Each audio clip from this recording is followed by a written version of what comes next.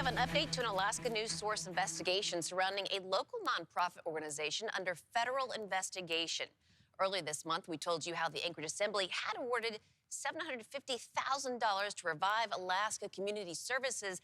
That money was supposed to help the nonprofit repair a food pantry in South Anchorage, but at least some of it was used to buy a church in Midtown instead. Meanwhile, the South Anchorage food pantry was torn down.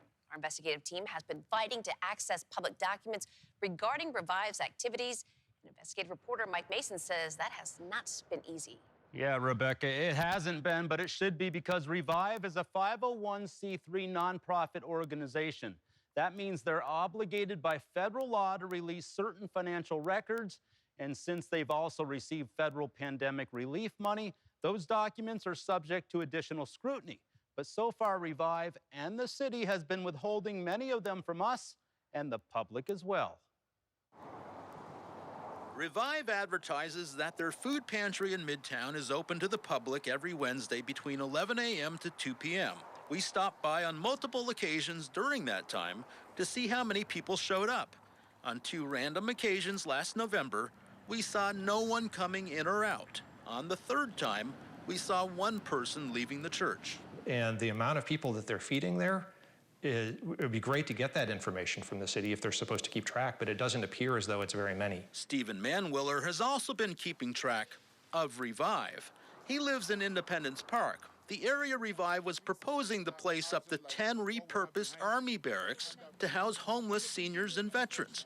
Revive bought the barracks from the federal government, which is holding them at J-Bear until this spring.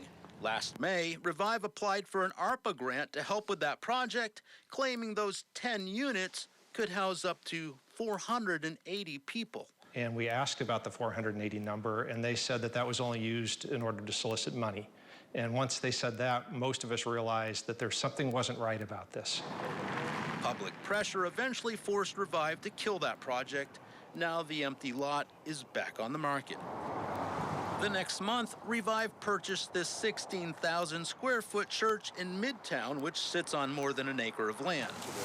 They did this after the Assembly appropriated $750,000 to help the nonprofit rebuild its food pantry in South Anchorage. We're going to break this wall eventually and make it one big room. When given a tour of the building, we found only a couple of rooms that appeared to be used as a food pantry. So we get the food through the Food Bank of Alaska. We found, without the Assembly's knowledge or approval, the city administration changed the language in the grant to allow Revive the option to relocate. Therefore, at least some of that money went towards this church in Midtown instead, which now serves as their temporary food pantry. But does it really cost $750,000 for the small room that they have at the church? Manwiller became so concerned, he contacted federal officials. Well, the Department of Treasury told me they were starting an investigation. Alaska's news source also questioned Revive's president, Prince Wankadoo. So you still have money left? Yes. When we interviewed him last November, he promised to be transparent.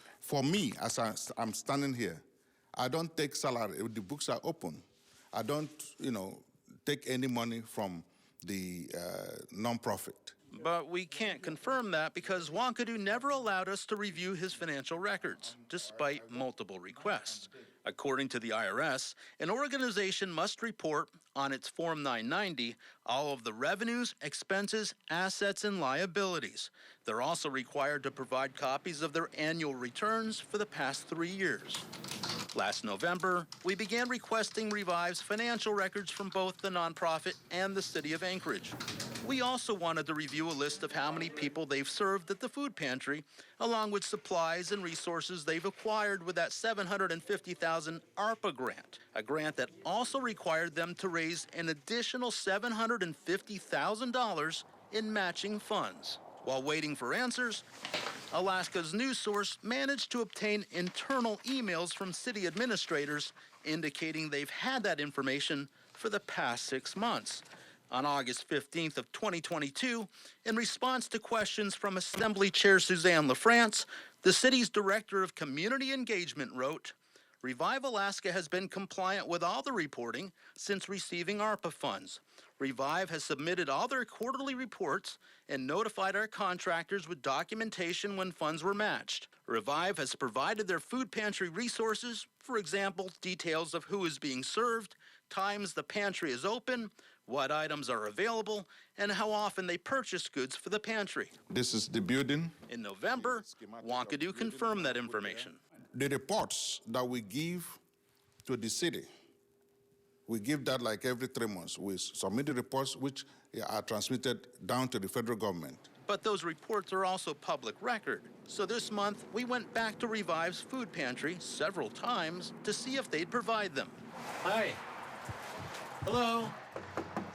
Each time, we had no luck. The person you are trying to reach is not accepting calls at this time. Please try your call again later. After we first reported on Revive, we went back to the church on McKinnis Street to try to speak with somebody. It was on a Wednesday when the pantry was open. This time, we found a number of people coming in and out with food. But you got food, right? Yeah. Lots of good food, no? But when we tried going inside the building ourselves, the staff refused to unlock the door. Meanwhile, others were also denied entry. When we stepped aside, somebody inside finally opened the door to the public, and that's when we tried to get some answers. Can you please leave, though? Yes. Why should we leave? Because it's open to the public. Yes, but we're not talking to. Okay. We're not talking to we the want press. to see the IRS Form 990. Okay, we're not talking to the press. Can we get the Form 990, which is by federal law required to be given to us? I'm sorry. Okay, good. By federal law, Thank it's you. required to be given to us upon Thank you, request. sir. Thank you. Upon request. Thank you, because you're not. Those IRS regulations state copies usually must be provided immediately in the case of an in-person request and within 30 days in the case of written request. Alaska's news source located forms Revive filed with the Alaska Department of Law showing their activities for the past 3 years. For each of those, Revive reported the same number of food pantry distributions, approximately 50 families per month. Our investigation also revealed a broader issue concerning how ARPA money has been monitored throughout the city of Anchorage. We obtained the municipality's audit of the first round of ARPA funds. Grants were allocated to 63 organizations and nonprofits in 2021. That also includes some city agencies. In the first round, the federal government gave Anchorage more than $51 million. The report assessed how the money was used through the first 6 months of 2022. The city tried to track how each organization utilized the funds using key performance indicators, or KPIs. Out of the 63 recipients, only 22 submitted reports that clearly measured whether the money achieved its intended purpose. That means 41 recipients, or 65% of the overall total, had insufficient data to prove the grants achieved their pandemic-related goals. Revive was one of them. For each of those 41 recipients, the report explains the subrecipient did not have a key performance indicator for this grant. As a prospective remedy, the municipality will work with grantees to identify, track, and report back select KPIs for each grant for future annual performance reports. That doesn't mean the money was misspent, but it does show there is a lack of data and accountability on the part of the city. As for Revive, the federal investigators may have better luck getting answers. And it sounds as though that's been going on for several months now, because I've reached out to him since, and he says it's still ongoing. On Monday, Revive sent us an email asking us to stay off their property. As for their financial documents, they told us their federal 990 forms are public record that we may access on our own. But we have not been able to find them, and they refuse to cooperate any further with our investigation. Also on Monday, the municipality of Anchorage sent us copies of 5 of Revive's quarterly reports. For the most part, they were left blank, except for one that reported Revive serves 45 households per week.